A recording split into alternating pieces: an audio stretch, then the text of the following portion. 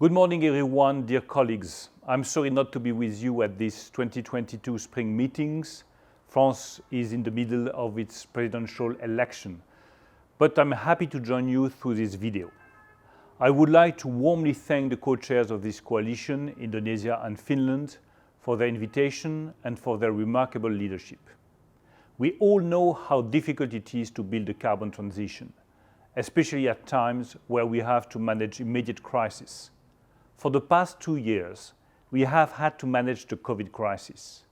We are now in the middle of the Ukraine crisis and in a global crisis of goods. And if we don't act now, we will continue to face many more and larger crises that are climate crises. However, the climate transition is not only about how we face crises. It is also about building major opportunities, reducing pollution levels for better living, creating thousands of sustainable jobs, and reducing inequalities. The conflict in Ukraine is teaching us once again that the carbon transition is primarily about energy. The surge of energy and commodity prices is hurting badly both our citizens and our businesses. Our governments have brought immediate urgency action plans to protect the most vulnerable and to ensure safe energy supplies. Those measures are costly, but vital to our citizens and companies. But those measures are not enough. We now need to look together at the broader picture. We have to build a new energy model that relies on sustainable policies.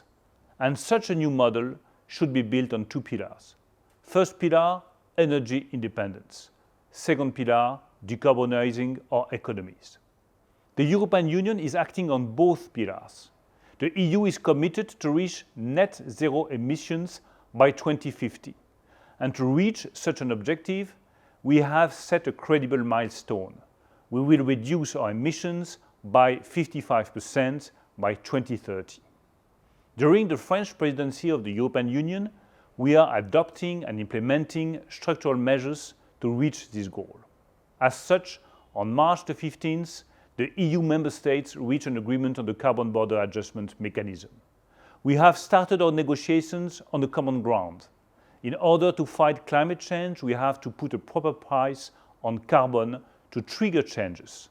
We must strengthen our carbon pricing mechanisms.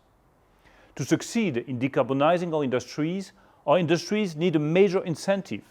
The main incentive for them is to stop carbon leakages.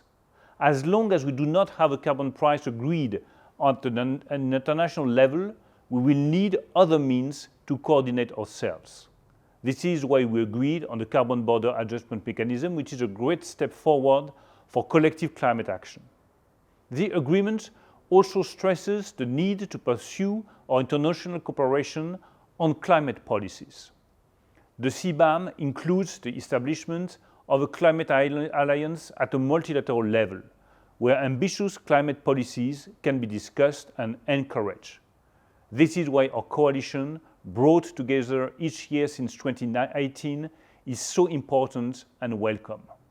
We have traveled a long way in the past 4 years. Many more great challenges lie ahead, and there is no doubt that we will manage to tackle them with great success if we strengthen our climate action at multilateral level. Thank you.